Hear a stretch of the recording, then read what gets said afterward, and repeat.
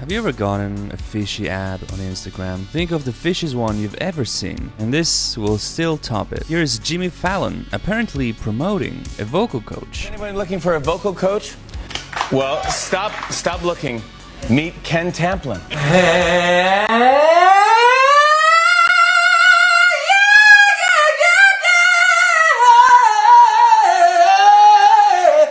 Oh, baby. Would you like to have that kind of vocal power, range, clarity, and pitch? Only that applause track didn't actually happen. Jimmy Fallon was making fun of Ken, at least not taking him seriously. But Ken edited the footage to get more sales. Would you like to have that kind of vocal power, range, clarity, and pitch? Well, you can.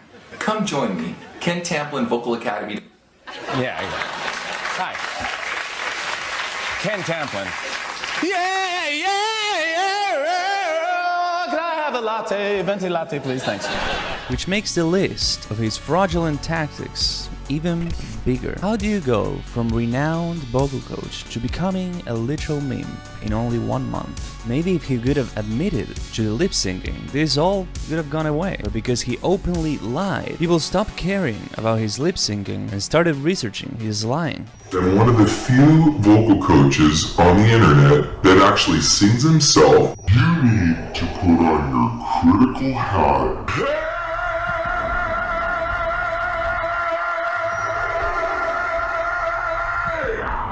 That's really me singing.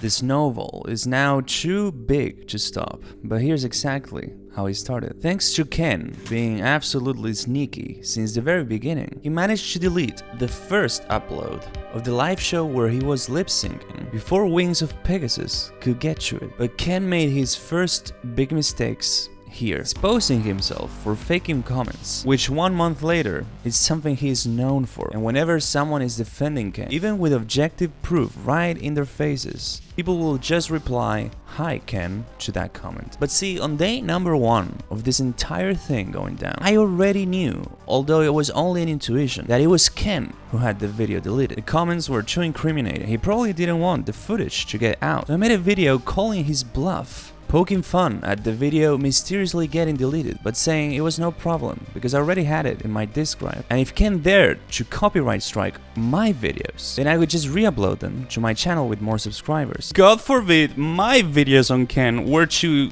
go the same way this live footage went and mysteriously get deleted, I'll just re-upload them to my YouTube channel with 150,000 subscribers. Okay, bye. I never got a copyright strike by Ken, but we did get confirmation that it was indeed him who had the first video deleted. For anyone informed, he had been doing the copyright strike thing for years. That's how I knew. Yet in just day 1 of this entire thing, he managed to expose himself as a vocal coach who can't sing his own songs, but also a liar and a little bit of a bully. It is indeed the lying making this a lot worse than what it could have been. See, maybe he didn't place himself as the best vocal coach of all time, comparing himself to Steven Tyler. Okay, sneaking its way into number 16 is Aerosmith's Dream On with Ken Tamplin. Isn't it supposed to be Steven Tyler? I thought I'd throw my hat in the ring. What the heck? I actually sing it a little bit higher than the original, so with that said, check it out. Then maybe people would cut him some slack, not expecting him to hit all the high notes perfectly. But he set the bar too high for himself, and even if he did it for an ego thing, people were buying his course based on his empty promises. For someone who criticizes Freddie Mercury and gives world-famous singers vocal advice, this guy was struggling and having voice cracks on the easy parts of his songs that he actually sung live, while needing to completely lip sync the higher parts.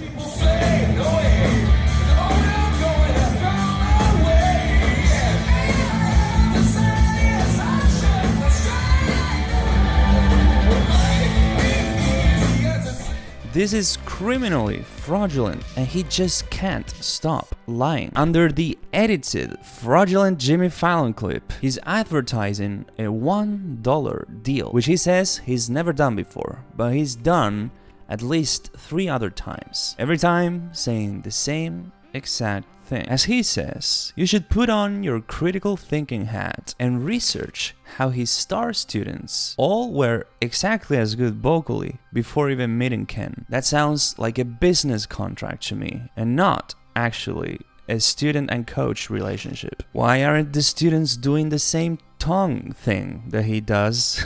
If he taught them, it makes no sense. See, he can't be advertising that his course is going to help you tour the world unless there's a hidden lip sync module. His vocal technique is clearly not good enough to tour the world. He's now trying to say that he had the flu for this show, but that wouldn't explain why he was lip syncing the entire performance on this live stream after specifically saying, let's sing to it and let's see how it goes. And that we also found footage from 1989 where he was also lip syncing. A source says that his 30 to 40 years of claimed touring experience are actually closer to 3 and 4 years. And it's hard to stop this novel of him losing his credibility at this point by him claiming he was asked to join very famous bands. Yet one of the band members said he didn't even know who this guy was. After all of this, it's now very easy to see how this vocal coach ruined his reputation in just 30 days and became a meme, with the most popular one being on this last topic. Now, if you actually want to sing live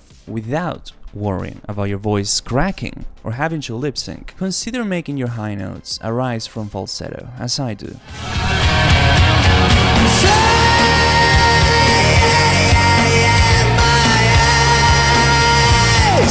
I'm using the laryngeal mechanism M2, usually called falsetto, and even if Ken Stroll say I sound way weaker than he does, at least I can do it consistently, every day, without problem. If you don't believe me, I challenged Ken to a sing-off and he chickened out of it. So if you want to get my training to get your M2 laryngeal mechanism to sound this powerful, not worry about singing live, just visit m2.academy.